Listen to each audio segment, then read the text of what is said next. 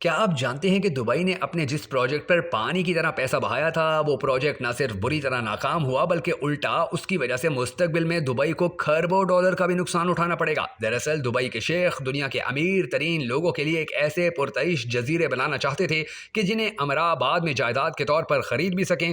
اس مقصد کے لیے دبئی کے عربوں کی جانب سے 12 ارب امریکی ڈالر کی سرمایہ کاری کی گئی تھی۔ اس پروجیکٹ میں تقریباً 321 ملین مکعب میٹر ریت اور 386 ملین ٹن پتھر کا استعمال ہوا۔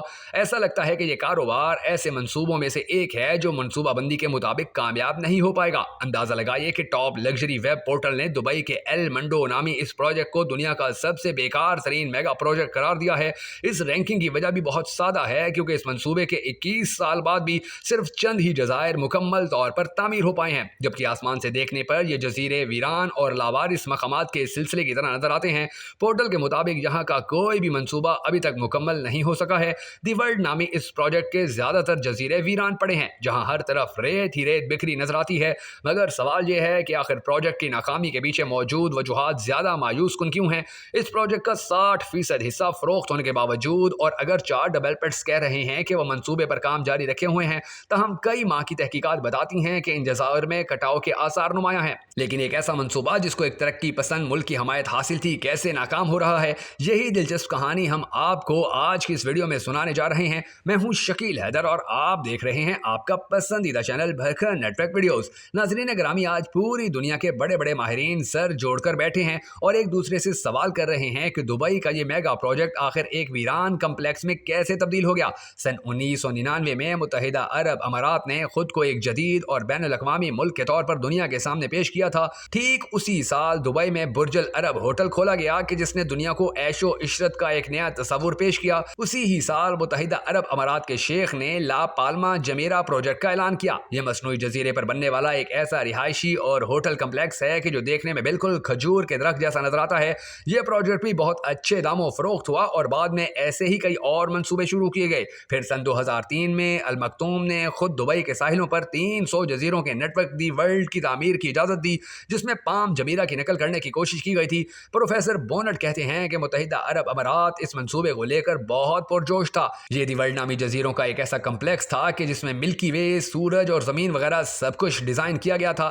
یہ ایک وسیع مگر سادہ منصوبہ تھا۔ اس میں تقریباً 300 مصنوعی جزیرے بنائے گئے تاکہ امراء یہاں دی ورلڈ کا ایک ٹکڑا خرید کر اس میں جو چاہے تعمیر کر سکیں۔ دی گارڈین اخبار کے رپورٹر بتاتے ہیں کہ ہر جزیرے پر پروجیکٹس بھی کافی حیران کن تھے۔ ایک چینی ارب پتی نے اپنے جزیرے پر شنگائی اسکائی لائن کی ہو بہو نقل بنانے کا منصوبہ بنایا تھا، جس میں شنگائی ٹاور بھی منصوبے کا حصہ تھا۔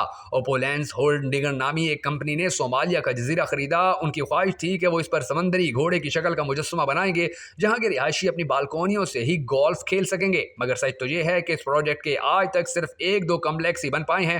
ان میں سے ایک گرین لینڈ کی شکل کا تھا جس میں ایک قسم کا ماڈل ہاؤس بنا کر نصب کیا گیا تھا۔ اس منصوبے میں شامل ہونے والی ہر چیز کے جس کا رہائشیوں سے وعدہ کیا گیا تھا، یعنی ریزورٹ سے لے کر ریستورانوں تک سب کچھ دکھایا گیا تھا۔ دوسرا وہ گھر تھا کہ جو 7 مرتبہ فارمولا ورلڈ چیمپئن کے ڈرائیور مائیکل شوماکر کو تحفتاً دیا گیا تھا۔ یہ گھر بھی مکمل طور پر جدید بنایا گیا تھا، تاہم 2008 کے مالیاتی بحران نے اس منصوبے کو تباہ کر دیا۔ بہت سے ایسے لوگ جنہوں نے گھر خریدنے کا عہد کیا تھا، ان کے پاس اس کی تعمیر کو جاری رکھنے کے لیے وسائل ختم ہو گئے تھے، مگر کسی خاص پیش رفت کے لیے اہم مانے جانے والے یہ منصوبے بہرحال اب بھی جاری ہے۔ ایل منڈو کا سب سے بڑا مسئلہ یہ ہے کہ لا پالما کے برعکس اس سے دبئی تک براہ راست کوئی رسائی نہیں ہے، یعنی کوئی ایسا پل نہیں ہے کہ جس کے ذریعے وہاں کے رہائشی گاڑی استعمال کر کے دبئی تک پہنچ سکیں، اور نہ ہی جزیروں کے درمیان کوئی آپسی رابطہ بنایا گیا ہے۔ اس کی موجودہ ڈیولپر کمپنی نخیل پراپرٹیز نے کئی مواقع پر کہا ہے کہ ایل منڈو پروجیکٹ پر کام جاری ہے اور وہ اسے آگے بڑھانے کے لیے وسائل تلاش کر رہے ہیں، لیکن ایل منڈو پروجیکٹ میں توقع کے مطابق پیش رفت نہ ہونے کا یہ مطلب نہیں کہ دبئی کو ریل اسٹیٹ کے کاروباری مرکز میں تبدیل کرنے والا آئیڈیا کامیاب نہیں ہو سکا۔